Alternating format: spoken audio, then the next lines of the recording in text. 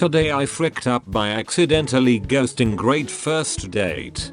So last week I was in Korea and spontaneously decided to download Tinder a day before I was supposed to leave since I had no plans that day. Luckily I found a guy who was willing to meet up with me that day and we planned to meet for dinner in Seoul. Then he told me he actually had plans that night but was willing to meet up for coffee. I agreed and we end up meeting a few hours later to grab a coffee. He pays for my drink and immediately we connect and talk for a very long time. He was super sweet and very attentive throughout the whole date. I was surprised that we shared many similar interests. He promised that when I visit Korea again, he'd show me around and made tentative plans. He repeatedly told me he wanted to meet again, which I took as a sign of interest. Since I was returning to Japan, I had no intention of continuing to use Tinder, so I asked for another way to contact him.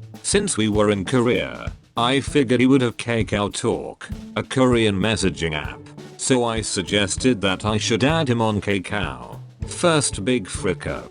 I added him on Kakao through his QR code, despite never using the app before. Then send a quick hi message and close the app.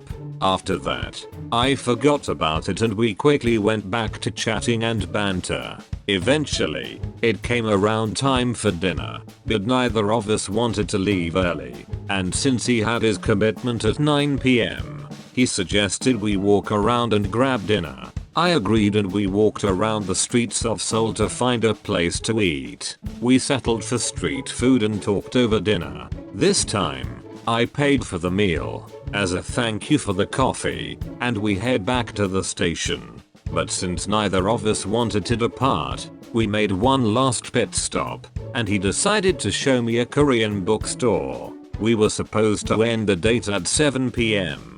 But we kept on pushing it back as we found new things to discuss, until it reached almost 7:30. It was finally time to go, so we walked to the station together.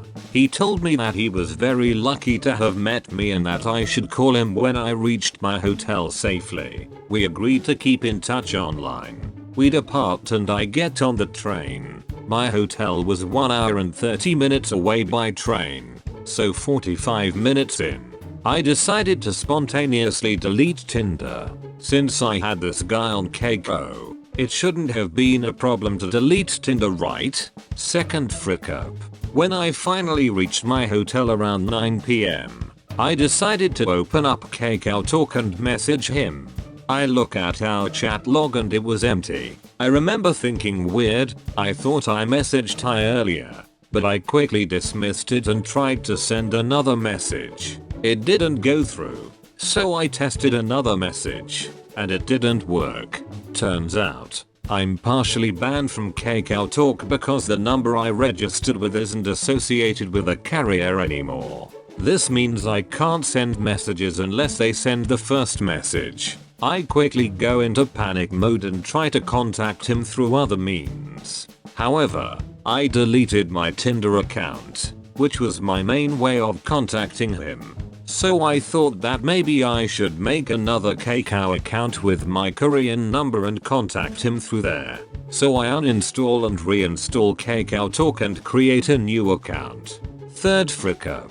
Clearly I wasn't thinking, because there was no way to re-add him since I don't have his Kakao ID. So I backtrack and tried to log into my old Kakao account and just wait for him to message me first. Immediately, I receive a pop-up notification: this account is temporarily disabled. I thought the ban only extended to messaging, but apparently, now I can't log in either. I messaged Kakao support, and they said it would take several weeks to unban me if they don't find anything wrong.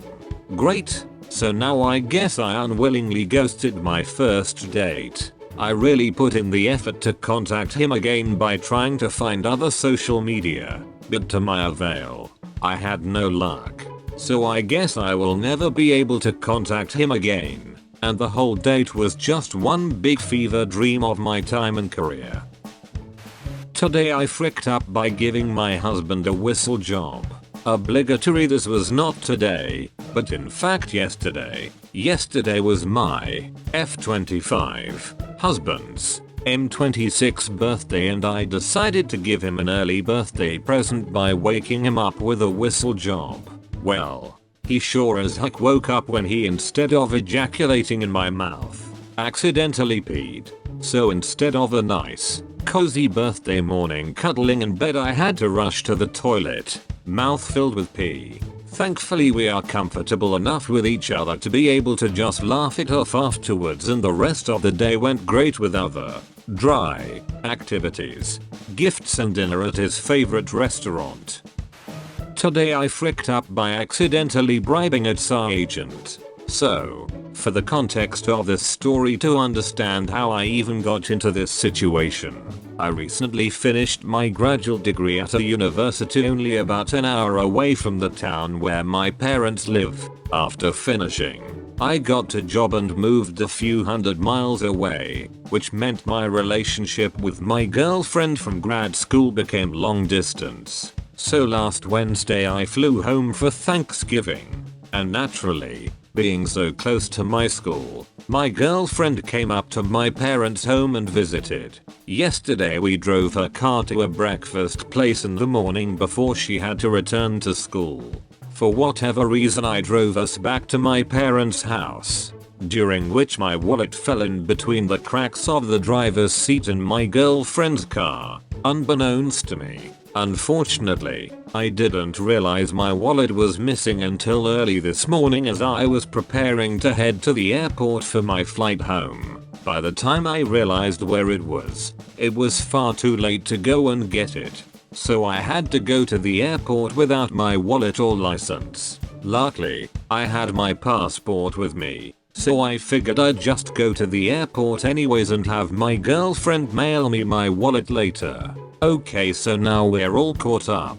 I put my jacket on and hop in the car, as my dad offers to drive me to the airport. When he drops me off, he kindly hands me a $20 bill and says, "I know you don't have any money with you at the moment, so take this in case you need it." He's a great dad. The jacket I'm wearing has one of those breast zipper pockets, so I fold it up and zip it in there for safekeeping. After I get inside, check in, and walk over to the TSA security line, I take out my passport from my backpack and absent-mindedly unzip my breast pocket and slide the passport in for easy access. Once I get to the agent that checks both your boarding pass and ID before entering the security checkpoint, I unzip my pocket, pull out my passport, and confidently hand it to the lady sitting at her podium.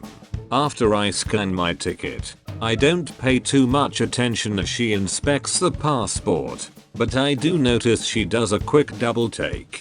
She then says "oh" in a slightly confused sort of tone. Now, my passport is quite old, set to expire in early 2020, and I am in need of renewing it. Consequently, the picture is of a much younger looking me. Therefore, I automatically assume she's worried about how close it is to expiring and the visual discrepancy between my photo ID and my real face. It is at this point I decide to say to her, like an absolute goon, "I know I don't look like that anymore, but you can see the resemblance, right?" Of course I was trying to joke around a bit, but her face went immediately from slightly confused to having none of it. She then asked, "Sir, is this you or not?" My heart jumped a bit and I replied, "Yes, it is." She then quickly looked around, and with a flustered look shoved my passport back at me and said, "Here, just take it back." I took my ticket and the passport from her outstretched arm,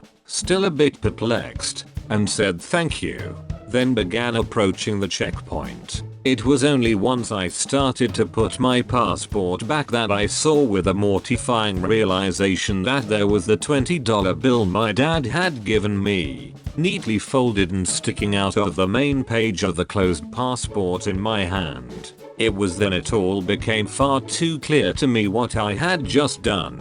I looked back at the TSA agent that had screened me, who was definitely still staring at me incredulously. I was panicking at this point, and in a moment of terror I lifted up my passport, still with the money in it, and waved it around like an idiot, loudly saying I didn't mean to. She quickly turned around again and called up another passenger. I walked through the rest of Tsar terrified I was about to be detained. Today I fricked up be helping a 4-year-old stop fidgeting. This happened very recently, it wasn't today, but oh boy, I'm still scarred.